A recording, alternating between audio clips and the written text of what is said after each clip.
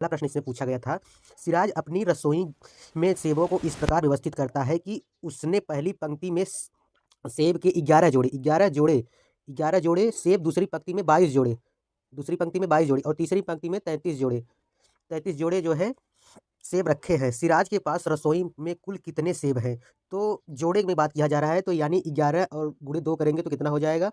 11 दूना 22, 22 हो गया। और अगर इसमें बात किया जाए 2 गुणा करेंगे तो 22, इसमें भी 2 जोड़े का है, तो यहाँ जो हो जाएगा तो 22 दूना 44, तो कितना हो जाएगा? 44। और यहाँ पर 33, तो 33 गुणे 2 करेंगे तो कितना हो जाएगा? 66। कितना हो जाएगा? 66। अब इस सब का जो है ऐड कर लेंगे तो कितना हो जाएगा? तो इसमें पूछा है, 4 ऑप्शन दिया गया है, तो यहाँ पर पहला ऑप्शन दिया गया है 66, दूसरा ऑप्शन दिया गया है 32 और 132, तीसरा दिया गया है 123 और चौथा दिया गया है 99। इसमें आपको बताना है तो टोटल कितने होंगे। तो यहाँ पर इस यही सवाल था, बहुत ही सरल सवाल था। तो यहाँ पर टोटल करने पर जो है हो जाएगा कितना? 132 हो जाएगा। तो यहाँ पर ऑप्शन संख्या जो है दूसरा इसका करेक्ट आंसर बन जाएगा। आप लोग जोड़ के देख सकते हैं। और इसका अगर दूसरा मेथड जानना हो तो इस तरह से भी कर सकते थे, जो है 11 प्लस 22 प्लस 33, और फिर उसके बाद इसका काउंटिंग करेंगे तो कितना हो जाएगा? 66। अब 66 गुणे 2 कर देंगे तो कितना हो जाएगा? 132 हो जाएगा। चाहे जिस तरह से आप कर सकते थे। तो ये प्रश्न था पहला, तो इसका सही उत्तर हो जाएगा ऑप्शन संख्या पहले का दूसरा। तो चलिए नेक्स्ट क्वेश्चन पर बात करते हैं। दूसरा नंबर क्वेश्चन यहाँ पर पूछा गया था। यहाँ पर कथन दिया गया था, इस पर विचार करना है। 4 पॉइंट दिया गया था, इसमें से कूट बना के पूछा गया है कौन कौन सा सही था। तो चलिए यहाँ पर पूछा गया था पहला पॉइंट में कि सभी अभाज्य संख्याएं विषम संख्याएं होती हैं, एक अंक वाली केवल 5 अभाज्य संख्याएं हैं। तीसरा पॉइंट दिया गया था, अभाज्य संख्याएं अपरिमित रूप से अनेक हैं। चौथा पॉइंट है, अभाज्य संख्याओं में केवल 2 गुणनखंड होते हैं। तो इसका सही उत्तर आपको बताना है। पहला ऑप्शन दिया गया था 1 और चौथा केवल सही है, 1 3 4 सही है, या तीसरा चौथा सही है, या दूसरा और चौथा। तो यहाँ पर दूसरे का कौन सा सही हो जाएगा? तो दूसरे का ऑप्शन संख्या जो है तीसरा सही हो जाएगा। 3 और 4 जो है, आप यहाँ पर देखिए, एक सभी अभाज्य विषम संख्याएं होती हैं, तो सभी अभाज्य विषम संख्या नहीं होती है। जो 1 2 हमारी ऐसी संख्या है जो कि सम है और अभाज्य भी है, तो इसलिए पहला करेक्ट आंसर पॉइंट नहीं होगा। दूसरा दिया गया है 1 अंक वाली केवल 5 अभाज्य संख्याएं होती है, तो ये भी रॉन्ग स्टेट हो गया है, क्योंकि 1 अंक वाली जो है संख्याएं कौन कौन 5 ना होती है, बल्कि कितनी होती है? तो 4 होती है। कौन कौन सी होती हैं? आप लोग ये याद रखिए, ये होती है 2 2 होती है, 3 होती है, 5 होती है, 7 होती है। ये 4 अंक ऐसी केवल है जो अभाज्य संख्याएं होती हैं 1 अंक में, तो 5 नहीं होती, इसलिए पहला दूसरा ये रॉन्ग हो जाएगा।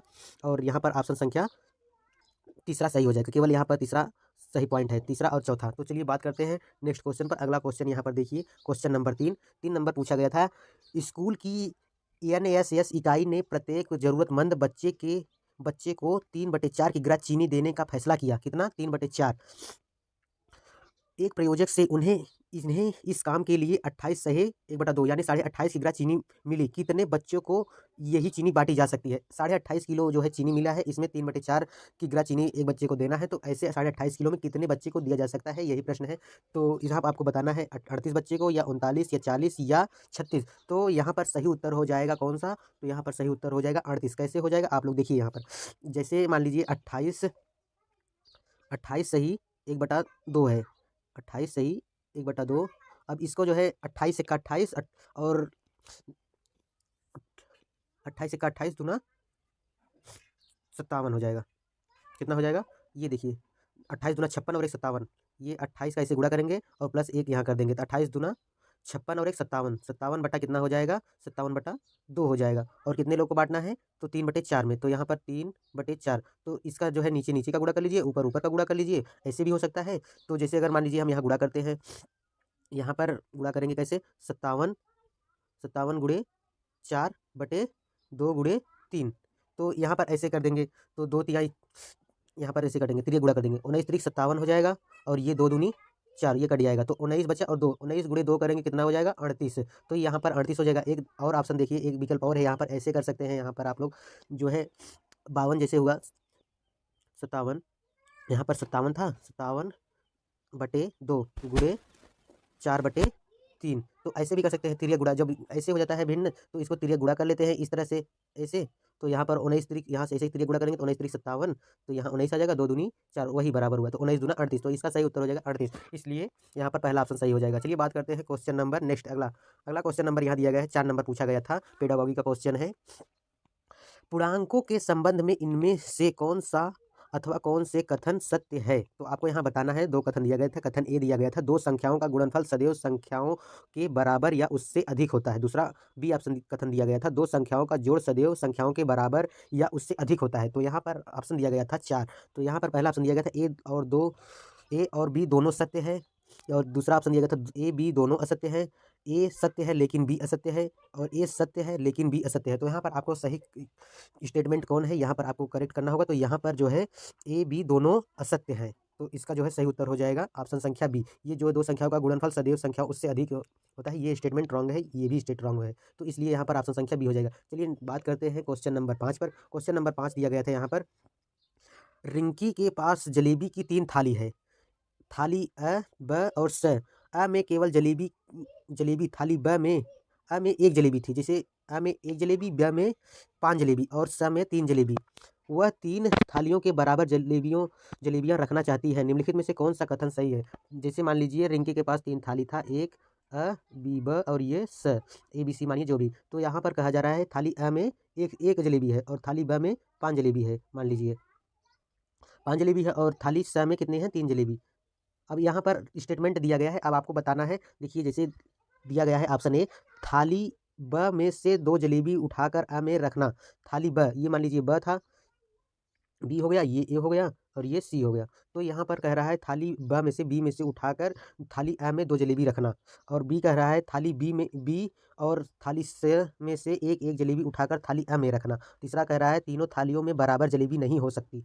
चौथा ऑप्शन कह रहा है थाली अ में से एक जलेबी उठाकर थाली स में रखना, ताकि ब और स में बराबर जलेबियां हो जाए। तो यहाँ पर जो है कौन सा सही होगा, पांचवें का। तो जो है पहला उत्तर यहाँ पर सही हो जाएगा। देखिए स्टेटमेंट क्या कह रहा है, थाली ब, जैसे ये ब हो गया, इसमें से 2 जलेबी हम उठाकर थाली अ में रख देंगे तो कितना हो जाएगा, तो तीनों में हो जाएगा। तो यही स्टेटमेंट सही है, इसलिए 5 का उत्तर ऑप्शन संख्या ए सही हो जाएगा। चलिए बात करते हैं नेक्स्ट क्वेश्चन पर। अगला क्वेश्चन 6 नंबर यहाँ दिया गया है।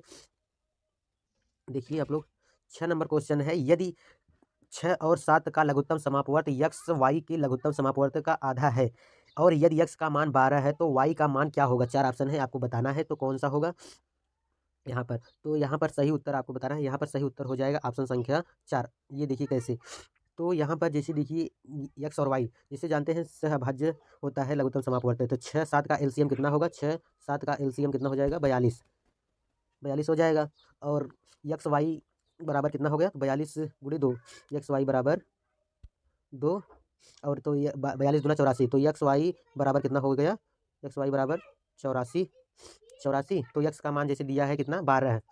एक्स का मान कितना दिया गया है, यहाँ पर प्रश्न में दिया गया है यक्स का मान 12 दिया है। तो देखिए यक्स का मान 12 दिया है, तो यहाँ पर कर लेंगे 12 गुणे 4। तो 12 गुणे 4 बराबर 84। अब वाई का मान पूछा है, तो वाई बराबर कितना हो जाएगा, इधर आएगा 12, तो कितना हो जाएगा 84 बटे यहाँ पर 12। अब इसका हम भागा देंगे तो यहाँ पर 7 आ जाएगा, तो 12 सत्ते 84 होता है, इसलिए वाई बराबर कितना होगा, वाई बराबर 7। तो यहाँ पर ऑप्शन संख्या चौथा सही हो जाएगा। चलिए बात करते हैं क्वेश्चन नंबर नेक्स्ट। सेशन अच्छा लग रहा हो तो लाइक कर दीजिएगा, इसी तरह से हम इजी भाषा में आपको समझा देंगे, आप लोग पढ़ के जाइए। चलिए क्वेश्चन नंबर 7 देखिए, यहाँ पर दिया गया है, निम्नलिखित में से 2.9 गुणे 7.49 का बटे 11.51 का सबसे सन्निकट मान कौन सा होगा। तो यहाँ पर पूछा है 2 गुणे 7 बटे 11, 3 गुणे 7 बटे 11, 3 गुणे 7 बटे 12, 3 गुणे 8 बटे 12। तो यहाँ पर सन्निकट मान पूछा है इसमें से, यहाँ से, तो इसका आपको बताना है। जैसे देखा जाए यहाँ पर पूछा जाता है, अगर 2.5 है, जैसे मान लीजिए 2.5 से बड़ा, 5 से बड़ा अगर जब हो जाएगा तो वहाँ पर +1 ऐड कर देंगे, और छोटा होगा तो वहाँ पर हम नहीं लेंगे। तो जैसे देखिए यहाँ पर 2.9 है, तो 2.9 है, तो यहाँ पर 1 जोड़ देंगे इधर, तो यहाँ पर 3 हो जाएगा। 3 गुणे कितना हो जाएगा, और इधर 7 यहाँ दिया गया है, 7 बटे 7.49। तो 4 जो है 5 से छोटा है, तो इसलिए यहाँ पर नहीं लेंगे, तो यहाँ गुणे 7 ही रहने देंगे। और फिर बटे में देखा जाए तो बटा जो है कितना है, 11.51। तो यहाँ पर 5 है, तो 5 इक्वल है, तो यहाँ पर 1 जोड़ देंगे तो 12 हो जाएगा। तो जो है यहाँ पर 12 हो गया, तो यानी करेक्ट आंसर का हो जाएगा 3 गुणे 7 बटे 12। यहाँ पर ऑप्शन संख्या जो है सी में बन रहा है, तो ये वाला करेक्ट आंसर हो जाएगा, ऑप्शन संख्या सी। तो जो है 7 का आंसर कौन सा सही हो जाएगा, ऑप्शन संख्या सी हो जाएगा। चलिए बात करते हैं नेक्स्ट क्वेश्चन। अगला क्वेश्चन यहाँ दिया गया है, जो है पेडागोगी का है, 8वें का। देखिए, जया पहली कक्षा में पढ़ रही है, शिक्षिका ने उसे कुछ चित्र कार्ड दिए, घड़ी की एक बैटरी, संतरा, आइसक्रीम कोन, मोमबत्ती, किताब और एक स्टील का गिलास। शिक्षिका ने जया को एक जैसी आकृति वाली वस्तुएं उठाने को कहा। उसने उठाया घड़ी, क्या उठाया, घड़ी की बैटरी, मोमबत्ती और स्टील का गिलास 3 चीज़ उठाई, उनमें से उन सभी वस्तुओं का समान विशेषता आधार पर अलग कर दिया जाए जो है।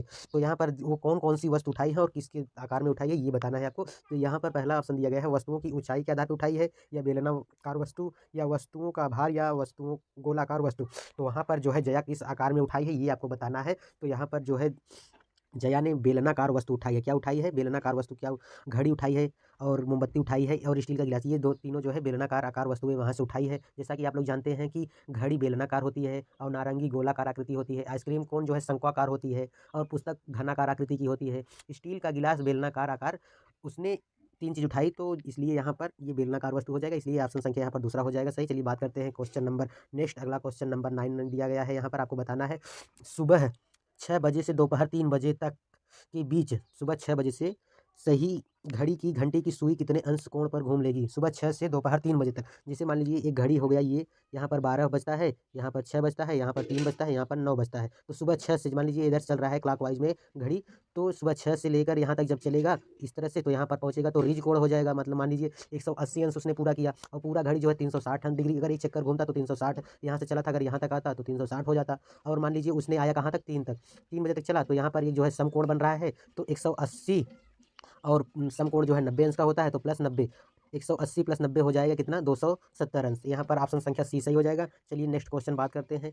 क्वेश्चन नंबर 10 दिया गया है एक आयत जिसकी भुजाएं केवल प्राकृतिक संख्याओं में है का क्षेत्रफल 24 वर्ग सेमी है, उसका परिमाप नहीं हो सकता। तो यहाँ पर 4 ऑप्शन दिया गया है। 20 सेंटीमीटर नहीं हो सकता, या 22 सेंटीमीटर, या 25 सेंटीमीटर, या 28 सेंटीमीटर। तो आप यहाँ कमेंट करके जरूर देखिए आपका सही हो रहा है कि नहीं। तो चलिए यहाँ पर हम आपको बताते हैं यहाँ पर इसका सही उत्तर कौन सा हो जाएगा। इसका सही उत्तर हो जाएगा ऑप्शन संख्या जो है दूसरा सही हो जाएगा, बी। अब चलिए बताएं कैसे। जैसे मान लीजिए एक आयताकार जो है वृत्त दिया, आयत दिया गया है। जैसा कि आप लोग जानते हैं आयत का क्षेत्रफल होता है लंबाई गुणे चौड़ाई। लंबाई गुणे, आयत का क्षेत्रफल होता है लंबाई गुणे, ये मान लीजिए जैसे लंबाई हो गया, लंबाई और ये चौड़ाई, ठीक। लंबाई गुणे चौड़ाई होता है। तो जैसे यहाँ पर दिया गया है कितना, 4 माप बन सकते हैं इसके 4 माप बन सकते हैं। देखिए कौन कौन से, 1 गुणे 24, 1 गुणे 24 बन सकते हैं, 1 गुणे 24, और 2 गुणे 12 बन सकते हैं 24 में, और 3 गुणे 8 3 24 होता है। और चौथा कौन बन सकता है? तो 4 गुणे 6, ये बन सकते हैं। 4 माप बन सकते हैं। अब यहाँ पर देखिए कैसे होगा। तो 4 माप में कौन सा होगा? तो यहाँ पर एक 24 बराबर लंबाई गुणे चौड़ाई 2, ये सूत्र है 2 लंबाई, यहाँ पर देखिए ये 1 24 और लंबाई का सूत्र होता है क्षेत्रफल का लंबाई गुणे चौड़ाई 2 यल प्लस बी। आप लोग समझ सकते हैं। इसमें थोड़ा बताने में कठिनाई पड़ रही है, बाकी समझा देते हैं आपको। तो यहाँ पर लंबाई गुणे चौड़ाई होता है, जैसे देखिए 1 24, तो यहाँ पर कितना हो जाएगा? लंबा 24 हो जाएगा, और बराबर फिर कैसे कर देंगे? 2, फिर कोष्टक में कर देंगे 1 प्लस 24 करने के बाद जब यहाँ करेंगे तो 24 1 25, और अगर 2 में इंटू कर देंगे तो कितना हो जाएगा? 50 हो जाएगा। इसी तरह से 2 और 12 का करेंगे, 2 और 12 का करेंगे जब, तो 2 प्लस 12, इसी तरह हो जाएगा 12 दूना 24। ये देखिए यहाँ पर प्लस है तो 12 दूना 24, और 12 दू 14 हो जाएगा, और 2 का गुणा करेंगे तो कितना हो जाएगा? 14 दूना 28 हो जाएगा, 28 हो जाएगा। इसी तरह करेंगे कितना का? इसी तरह करेंगे 3 और 8 का करेंगे तो 8 3 11 हो जाएगा, और 2 का गुणा, यहाँ पर 8 3 11 और 2 का गुणा करेंगे तो 22 हो जाएगा, 11 दूना 22। और फिर इसी तरह से 4 और 6 का जब करेंगे तो 4 6 10 हो जाएगा, और 10 दूना 20। तो यहाँ पर क्या क्या आया हमारे पास? 20 22 और 50 और 28, ये चार विकल्प मिले हैं, 4 हो दिए हैं। तो इसमें से क्या नहीं हो सकता है पूछा है। तो इसमें से देखिए क्या क्या है। 28 ये दिया है, और 20 सेंटीमीटर ये दिया है, और 22 सेंटीमीटर 22 सेंटीमीटर ये दिया है, और 25 सेंटीमीटर नहीं दिया है। तो इसका सही उत्तर जो हो जाएगा 25 सेंटीमीटर। इसलिए ऑप्शन संख्या तीसरा सही हो जाएगा। आप लोग समझ लिए होंगे। चलिए बात करते हैं नेक्स्ट क्वेश्चन पर। अगला क्वेश्चन देखिए, 11 नंबर क्वेश्चन दिया गया है। किसी मानचित्र पर 1 सेंटीमीटर की दूरी पर 100 सेंटी किलोमीटर निरूपित की जाती है। जैसे मान लीजिए किसी मानचित्र है जो भी हो, उस पर 1 सेंटीमीटर की दूरी को भूमि पर 100 किलोमीटर के बराबर माना जाता है। तो निरूपित किया जाता है। यदि भूमि पर दो नगर 3400 किलोमीटर की दूरी पर स्थित है तो मानचित्र पर उसकी दूरी क्या होगी? तो 1 सेंटीमीटर बराबर कितना माना जा रहा है? तो 100 किलोमीटर के बराबर। तो यहाँ पर पहला ऑप्शन दिया गया है 34 सेंटीमीटर या 32 सेंटीमीटर या 16.5 सेंटीमीटर या 30.5 सेंटीमीटर। तो यहाँ पर बताया जा रहा है, जैसे देखिए माना जा रहा है 1 सेंटीमीटर बराबर मानचित्र पर 100 किलोमीटर के बराबर माना जाता है। तो जो है 3400 किलोमीटर जो है कितने का माना जाएगा? 3400 में अगर 100 का भाग दे देंगे तो कितना कट जाएगा? ये 0, 0, 0 से कट जाएगा, तो बचेगा कितना? 34 सेंटीमीटर। तो यहाँ पर इसलिए ऑप्शन संख्या ए सही हो जाएगा। चलिए नेक्स्ट क्वेश्चन पर बात करते हैं। अगला क्वेश्चन यहाँ पर 12 नंबर क्वेश्चन दिया गया है। 800 मीटर एक दौड़ में 800 मीटर एक दौड़ में अनूप को पहले 100 मीटर पूरे करने में 14 सेकंड लगते हैं।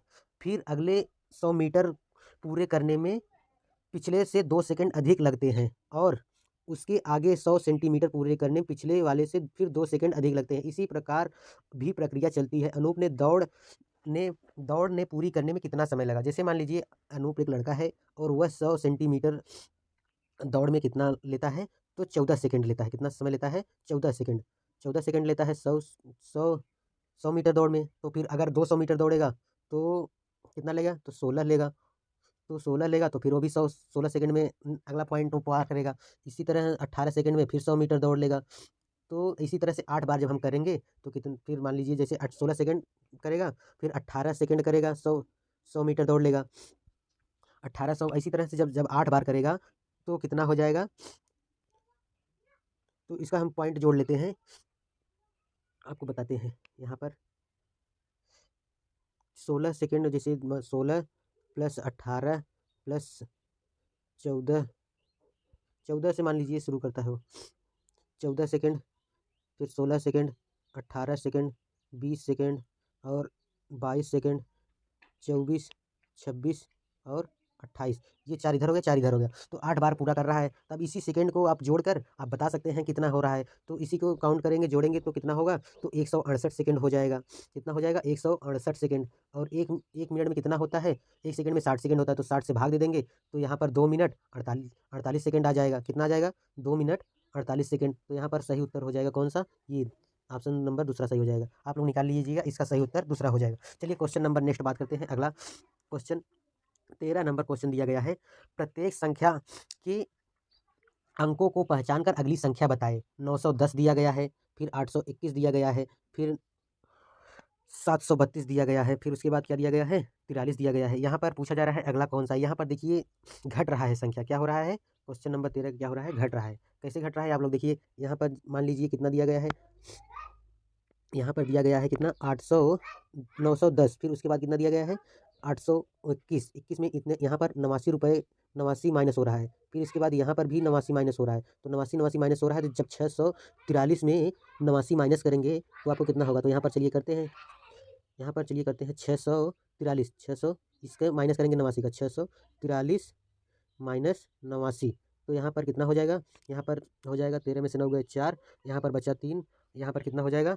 13 में से 8 गए 5, फिर बचेगा 5, तो 554। यहाँ पर करेक्ट आंसर हो जाएगा ऑप्शन संख्या ए, करेक्ट आंसर हो जाएगा। इसे ही लगाना है आप लोग को। चलिए बात करते हैं क्वेश्चन नंबर नेक्स्ट। अगला क्वेश्चन यहाँ 14 नंबर दिया गया है। एक बच्चे द्वारा 5 विषयों में प्राप्त अंकों का माध्य पूछा है, मीड है, जिसमें उसने 3 विषयों में 70, 75, 80 अंक प्राप्त किए हैं। उस बच्चे द्वारा बाकी 2 विषयों में प्राप्त अंकों का माध्य क्या होगा? मीन पूछ रहा है आपसे, बताना है। या 4 ऑप्शन दिया गया है, 72 होगा या 72.5 होगा या 74.5 होगा या 75 होगा। तो आपको बताना है यहाँ पर कौन सा सही उत्तर हो जाएगा। तो 14 का जो है सही उत्तर कौन सा हो जाएगा? ये हो जाएगा 72.5। कैसे होगा आइए चलिए समझते हैं। माध्य बराबर होता है कुल योग बटे कुल संख्या। कुल योग बटे, इसका सूत्र होता है कुल योग बटे कुल संख्या। तो जैसे मान लीजिए 5 अंक में वो पाया है कितना नंबर? 5 अंक में, 1 अंक में 74 पाया है, ठीक। यहाँ पर तो 5 अंक में पूछा गया है, 5 गुणे 74 बराबर कितना हो जाएगा? 370। कितना हो जाएगा? गुणा करेंगे यहाँ पर आ जाएगा 370, ठीक। अब उसने जो है 3 विषय में कितना पाया है उसको हम ऐड कर लेंगे। 3 विषय में उसने यहाँ पर पाया है, पहले में कितना पाया है? 70, फिर 75, फिर 80। यहाँ पर जोड़ेंगे कितना आ जाएगा? 14, 14 8 22, यानी 225 अंक पाया है उसने 3 विषय में। तो जब उन्होंने 5 विषय में 370, तो 3 विषय में जो है यहाँ पर उन्होंने 225 अंक पाए हैं। तो यहाँ पर घटा देंगे। तो निकल आएगा, 2 अंकों में पूछा जा रहा है, तो 225 यहाँ पर माइनस कर देंगे, 225 तो कितना बच जाएगा, 145, 145 बच जाएगा। अब इस 145 में 2 का पूछा जा रहा है, 2 अंक में नहीं दिया है, तो यहाँ पर 145 में भाग दे देंगे, 145 में 2 का डिवाइड करेंगे तो कितना आ जाएगा, 2 सत्ते 14, 7 हो गया और 2 दूना 4, यहाँ तो 5.5 आ जाएगा, तो यानी 2 दूना 4 और आधा आ जाएगा, तो यानी 72.5। यहाँ पर ऑप्शन संख्या दूसरा सही हो जाएगा इसका। चलिए नेक्स्ट क्वेश्चन बात करते हैं, क्वेश्चन नंबर 15 नंबर यहाँ क्वेश्चन दिया गया है, आपको बताना है हर्षित, अमीना और जोसेफ, हर्षित, अमीना और जोसेफ जो है तीन थे द्वारा एक दिन में पैदल चलने का वितरण दिया गया है। हर्षित, अमीना और जोसेफ 3 थे और इनका जो है पैदल चलने का यहाँ पर विवरण दिया गया है। आप लोग देखिए, हर्षित जो है सुबह कितने बजे, 5 AM से 5:32 से AM से शुरू करता है और 6:49 AM पर खत्म करता है। हर्षित कब से शुरू करता है, हर्षित यहाँ पर देख लीजिए 5:32 से 6:49 तक, अमीना जो है 5:27 से 6:37 तक, जोसेफ 6 से 7:31 तक। निम्नलिखित में से कौन सा कथन सही है, यहाँ पर आपको बताना है। 4 ऑप्शन दिया गया है। चारों ऑप्शन पढ़ लीजिए। हर्षित और अमीना असमया अवधि के लिए चले, जोसेफ अमीना से 8 मिनट ज़्यादा चले, जोसेफ हर्षित से 15 मिनट ज़्यादा चले और अमीना से कम चली है। तो यहाँ पर आपको सही उत्तर बताना है कौन सा होगा। तो यहाँ पर चलिए देखते हैं, हर्षित जो है कितने बजे चले थे, मान लीजिए इन्होंने 5:32 पे चला था और 6:49 पे ख़त्म किया, तो हर्षित का निकालते हैं यहाँ पर। हर्षित कब चले थे, हर्षित जो है हर्षित चले थे 5:32 से कितना, यहाँ पर दिया गया है 5:32 से 6:49, तो 6:49 से यहाँ पर हम 5:32 घटा देंगे, 5:32 घटा देंगे तो यहाँ पर 7 आ गया और यहाँ पर 1 आ गया, यहाँ पर 1, तो 1 घंटा 17 मिनट हर्षित चले हैं। कितना चले हैं, 1 घंटा 17 मिनट। और फिर हम उसके बाद निकालते हैं अमीना का निकालते हैं। अमीना ने जो है 6:37 पे बंद किया है, 6:37 पे बंद किया है और चली कितने बजे थे, तो 5:27 पे इसमें से घटा देंगे 5:27, तो यहाँ पर आ जाएगा 0 और यहाँ पर 1, तो अमीना जो है 1 घंटा 10 मिनट चलती है। और उसके बाद 7 जो है जोसेफ भैया कितने चले हैं, जोसेफ जो है चले हैं 6 पे और ख़त्म किया है, तो 7:30 बजे से जोसेफ भैया चले हैं 7:31 पर और इन्होंने चला था 6:06 पर, 6:06 पर। तो यहाँ पर इनका घटाएंगे कितना हो जाएगा, यहाँ पर हो जाएगा 15 में से 11 में से 6 गए 5, यहाँ पर बचा कितना 2 और यहाँ पर 1, यानी 1 घंटा 25 मिनट जो है जोसेफ भैया चले हैं और 1 घंटा 10 मिनट अमीना चली हैं और 1 घंटा 17 मिनट हर्षित चले हैं। तो यहाँ पर स्टेटमेंट दिया गया है, आपको निकल गया है, बताना है इसमें कौन सा सही। हर्षित और अमीना समान अवधि के लिए चले हैं, तो ये स्टेटमेंट रॉन्ग है, ये ऐसा नहीं है। जोसेफ अमीना से 8 मिनट ज़्यादा चले हैं, तो नहीं, जोसेफ कितना चले हैं, जोसेफ चले हैं 1 घंटा 25 मिनट और अमीना 8 मिनट ज़्यादा चले, ये भी रॉन्ग हो गया। और जोसेफ हर्षित से 15 मिनट ज़्यादा चले हैं, जोसेफ ये चले हैं और हर्षित यहाँ पर चले 15 मिनट नहीं चले हैं, यहाँ पर ये भी गलत हो जाएगा। तो यहाँ पर अमीना सबसे कम चली है, यही स्टेटमेंट सही है। सही बात है, अमीना जो है 1 घंटा 10 ही मिनट चली है यहाँ पर देखिए, और हर्षित भैया चले हैं 1 घंटा 17 मिनट और जोसेफ भैया 1 घंटा 25 मिनट। तो ये चौथा ऑप्शन जो है करेक्ट हो जाएगा, इसलिए यहाँ पर सही उत्तर चौथा सही हो जाएगा इसका। चलिए बात करते हैं क्वेश्चन नंबर नेक्स्ट। अगला क्वेश्चन यहाँ पर 16 नंबर दिया गया है। एक बच्चा वर्ग और आयत में अंतर नहीं कर पा रहा है, वर्ग और आयत नहीं कर पा रहा है, वह दोनों का एक ही श्रेणी में निर्धारित करता है। वर्ग और आयत को अंतर नहीं कर पा रहा है, एक ही श्रेणी में जो है वो निर्धारित कर रहा है। ज्यामितीय तर्क के सिद्धांत के अनुसार किस चरण में है, वेन हिले के अनुसार जो है किस चरण में है, वर्ग और आयत को नहीं अलग कर पा रहा है, तो यहाँ पर वैन हिले जो है कौन से श्रेणी में आपको बताना है। तो यहाँ पर 4 ऑप्शन दिए गए हैं, अभिगृहित स्तर, विश्लेषण स्तर, निगमन स्तर, दृश्यीकरण स्तर। तो यहाँ पर आपको बताना है, जब बच्चा जो है अलग नहीं कर पा रहा है तो इसका मतलब वह दृश्यीकरण है, केवल देख सकता है कि ये वर्ग है और आयत है, ये सब नहीं समझ पा रहा है। तो यहाँ पर जैसे कुर्सी दरवाजा यही बस देख पा रहा है, तो इसलिए यहाँ पर ये सही हो जाएगा। अब जो है वेन हिले ने 4 स्तर बताए थे, इन्होंने स्तर 0 से स्टार्ट किया था, इनका 5 स्टेप है, लेकिन जो है स्तर 0 से शुरू किया था, स्तर 0 से शुरू किया था, स्तर 1, स्तर 2, स्तर 3 और स्तर 4। तो जो है स्तर 0 में इन्होंने कहा था दृश्यीकरण, इसमें बच्चा जो है समस्या दृश्य से या पहचान करके ही समझ पाता है। और दूसरा इनका था, दूसरा मतलब पहला हो जाएगा यहाँ पर ये, तो यहाँ पर विश्लेषण था, फिर अमूर्तता था, फिर निगमन था और सबसे चौथा जिसको 5वां बोलेंगे वो दृढ़ता था। तो यहाँ पर इसका सही उत्तर ऑप्शन संख्या चौथा सही हो जाएगा। चलिए बात करते हैं क्वेश्चन नंबर नेक्स्ट। अगला क्वेश्चन नंबर यहाँ दिया गया है 17, यहाँ पर स्टेटमेंट दिया गया है और और आपको यहाँ पर ऑप्शन दिया गया है, यहाँ पर कोर्ट से पूछा गया है, निम्न में कौन सा क्रम प्राकृतिक संख्याओं का योग सिखाने की शुरुआत के लिए उपयुक्त होगा। तो पहला ऑप्शन दिया गया है, पहला यहाँ पर पॉइंट दिया गया ए दिया गया है प्रासंगिक स्थिति के द्वारा एक अनुभव प्रदान करना, बी दिया गया स्थितियों को चिन्हों से निरूपित करना, सी दिया गया स्थिति का मौखिक रूप से समझना, और डी दिया गया है चित्रों के माध्यम से परिस्थितियों को निरूपित करना। तो यहाँ पर इसका सही कौन सा हो जाएगा 17 का, तो यहाँ पर 17 का जो है ये दूसरा सही हो जाएगा। जैसे आपको यहाँ पर इसको असेंडिंग ऑर्डर में लगाना है किस तरह से लगेगा, तो यहाँ पर पहले लगेगा क्या, पहले चलेगा ए प्रासंगिक स्थिति के द्वारा अनुभव प्रदान करना, किसी चीज़ का पहले अनुभव प्रदान करेंगे, फिर उसके बाद स्थिति को मौखिक रूप से समझाएंगे, स्थिति को समझाएंगे, फिर डी दिया गया चित्रों के माध्यम से स्थितियों का निरूपित करेंगे, फिर उसके बाद चिन्हों निरूपित करने के बाद प्रदर्शित करेंगे। तो ये यहाँ पर सही ऑप्शन इसका ये बनेगा पहला ACDB यही हो जाएगा। यहाँ पर बात करते हैं question number next 18 number question यहाँ दिया गया है पेडागॉगी का, ये जो है NCF 2005 के अनुसार पूछा गया है।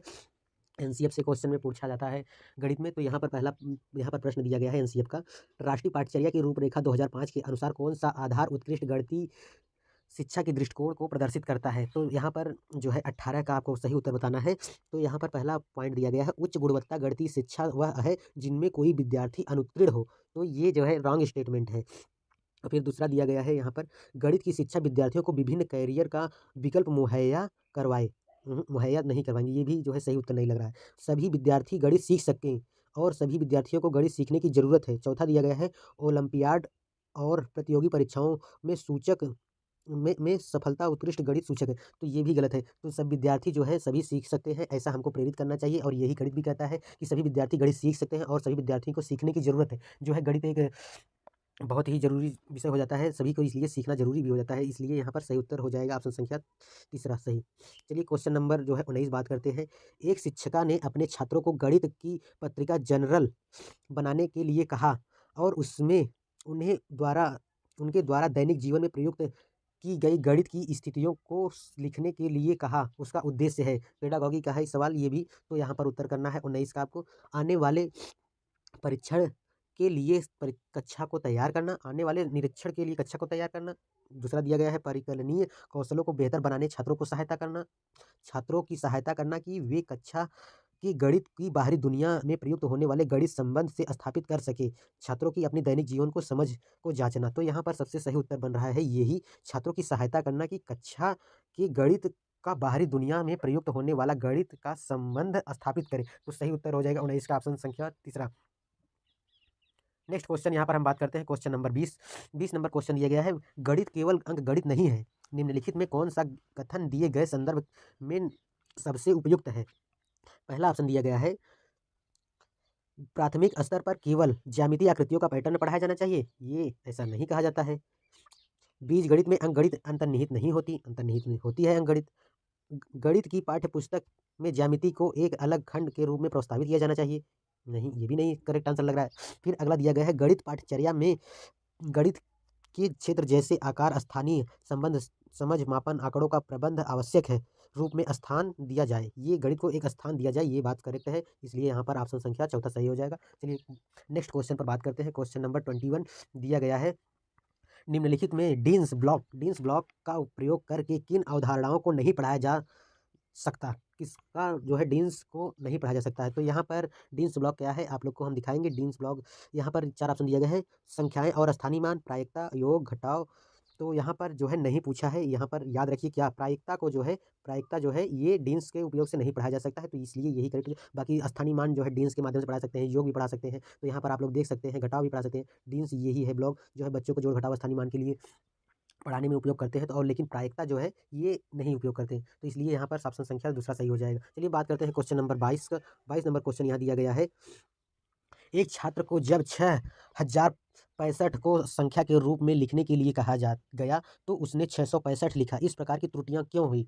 एक बच्चा है उसे हम 6065 लिखने को कहे, उसने 665 लिखा, 0 को नहीं लिखा, मतलब तो किस प्रकार की त्रुटि है आपको बताना है। छात्रों को संख्याओं की समझ नहीं है, छात्र को गणना सूचक और क्रम सूचक संख्याओं का बोध नहीं है, यह संक्रियात्मक त्रुटि है, छात्र ने स्थानीय मान की अवधारणा को नहीं समझा है। तो ये जो है सही ऑप्शन यहाँ पर उत्तर हो जाएगा ऑप्शन संख्या डी, जो है छात्र ने स्थानीय मान की अवधारणा कंसेप्ट को नहीं समझा, इसलिए वह नहीं समझ पा रहा है, इसलिए यहाँ पर ऑप्शन संख्या चौथा सही हो जाएगा। नेक्स्ट क्वेश्चन की बात करते हैं। क्वेश्चन नंबर यहाँ पर 23 दिया गया है योग की एक संख्या 234 प्लस 42 को हल करते हुए एक विद्यार्थी ने जोर से कहा यदि वह 40 होता तो उत्तर 224, 254, 264, 274 होगा, परंतु 42 है इसलिए यह 274 प्लस 2 बराबर 276 होगा, इसलिए 234 प्लस 42 बराबर 276 हुआ। विद्यार्थी द्वारा प्रयुक्त युक्त के लिए निम्नलिखित कथनों में कौन सा कथन सही है? इस तरह का स्टेटमेंट है, आपको बताना है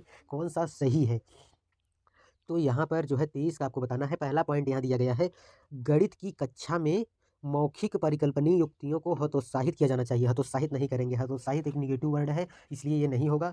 यहाँ पर प्रोत्साहित होता तो करेक्ट हो सकता था, लेकिन अगला स्टेट देखते हैं। दूसरा पॉइंट, इस तरह की प्रणालियों द्वारा हल की गई समस्याओं को ठीक करते हुए एक शिक्षक कार्य बढ़ जाता है। फिर तीसरा स्टेटमेंट देखें, इस तरह की कलन विधि विद्यार्थियों की अवधारणात्मक ज्ञान सूचक नहीं है, ये भी रॉन्ग स्टेट। फिर अगला पॉइंट दिया गया है चौथा, गणित में अनौपचारिक रणनीतियों का उपयोग एक शिक्षक को बच्चे की अवधारणात्मक समझ की प्रक्रिया के बारे में जानने में सहायता करता है। तो सहायता करता है, ये पॉजिटिव है और यही उत्तर सही है, इसलिए 23 का सही उत्तर चौथा हो जाएगा। नेक्स्ट क्वेश्चन बात करते हैं। क्वेश्चन नंबर अगला देखिए दिया गया है 24 नंबर क्वेश्चन यहाँ दिया गया है, कुछ छात्रों में भागफल और शेषफल शब्दों के साथ उलझन भ्रांति है। छात्रों में इस प्रकार की उलझन को दूर करने के लिए निम्न में कौन सी नीति उपयुक्त है? पहला ऑप्शन दिया गया है, श्यामपट्ट पर शिक्षक द्वारा उनके विभाजन समस्याओं को निरूपित करना। दूसरा दिया गया है, छात्रों को कार्यशीट कार्य पत्रिका दी जाए। अगला दिया गया है, मूर्त पदार्थों का प्रयोग किया जाए और छात्रों को कहा जाए कि वे इनसे भिन्न प्रकार के समूह बनाएं और समूह की संख्या और समूह बनाकर बाहर की वस्तुओं को निरीक्षण करें। चौथा दिया गया है, भागफल और शेषफल की परिभाषा को कम से कम 20 बार लिखना। तो ये इसका सही उत्तर जो हो जाएगा, इसका तीसरा सही हो जाएगा। 24 का, मूर्त पदार्थों का प्रयोग किया जाए, बच्चों को जो है मूर्त दिखाया जाए, दिखाकर बताया जाए, छात्रों को प्रयोग किया जाए और कहा जाए कि वे इनमें भिन्न प्रकार के समूह बनाएं, अलग अलग प्रकार के समूह बनाएं, जिससे समूहों की संख्या के बाहर वस्तुओं का निरीक्षण कर सके। समूह बनाकर वो देखेगा, उससे उसका निरीक्षण करेगा, अवलोकन करेगा, तो उससे ज़्यादा सीखेगा बच्चा, इसलिए यहाँ पर तीसरा सही हो जाएगा। चलिए बात करते हैं क्वेश्चन नंबर 25 नंबर यहाँ दिया गया है, निम्नलिखित में कौन सा योगात्मक मूल्यांकन की विशेषता नहीं है? नहीं है, देखिए यहाँ हाईलाइट किया गया है, तो याद रखिएगा, नहीं एक विशेष प्रश्न हो जाता है, तो याद ध्यान से करिएगा। यह प्रश्न दिया गया है, यह सत्र के अंत में होने वाली परीक्षा है, 25 का पूछा जा रहा है, ये रॉन्ग स्टेटमेंट है। इसका उपयोग ये सही है, इसलिए नहीं पूछा है। और अगला प्रश्न दूसरा पॉइंट दिया गया है, इसका उपयोग श्रेणी क्रम कक्षोन्नति और स्थापन में होता है। तीसरा पॉइंट दिया गया है, यह छात्रों को सामर्थ्य और कमजोरियों का निदान करने पर केंद्रित है। चौथा दिया गया है, यह उत्पादन उन्मूलन है, न कि प्रक्रिया अनुकूलन।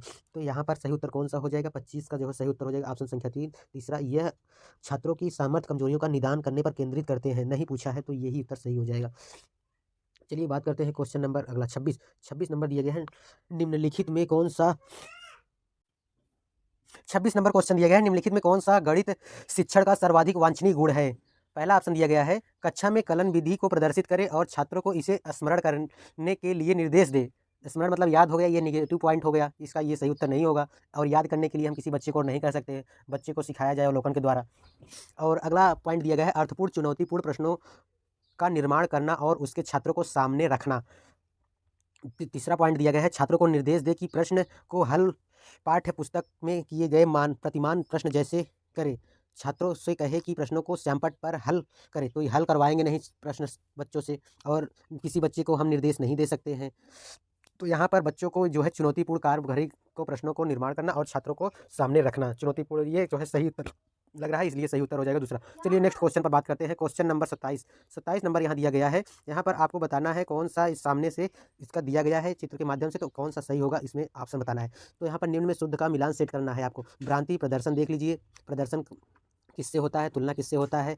तो यहाँ पर जैसे देखिए ये दिया गया है, तुलना किससे हो जाएगा, तो तुलना जो है ये तुलना कर रहा है, प्रदर्शन दूसरा में दिखा रहा है, और भ्रांति किसमें पैदा हो रहा है बच्चे को, तो किसमें हो रहा है बच्चे को, तो ये हो रहा है, ये इसमें हो रहा है बटे वाले सवालों में, उसे भिन्न में। और अनुमान किसमें लगाया जा सकता है, ये इसमें लगाया जा सकता है। तो इसलिए यहाँ पर करेक्ट आंसर ये हो जाएगा। इस तरह का ये सवाल पूछा गया था मैथ में, तो इसका सही उत्तर हो जाएगा ये पहला। चलिए बात करते हैं क्वेश्चन नंबर 28 गुणन की अवधारणा का परिचय देते हुए श्रुति नीतू कक्षा 2 की अध्यापिका के शाब्दिक समस्या से प्रारंभ किया। जैसे कि एक परिवार के 4 सदस्य हैं और यदि प्रत्येक सदस्य को दोपहर के खाने में 3 रोटी की आवश्यकता है, तो कुल कितनी रोटियां की आवश्यकता होगी? अवधारणा के परिचय इसके लिए इस प्रकार की शाब्दिक समस्याओं का क्या उद्देश्य है?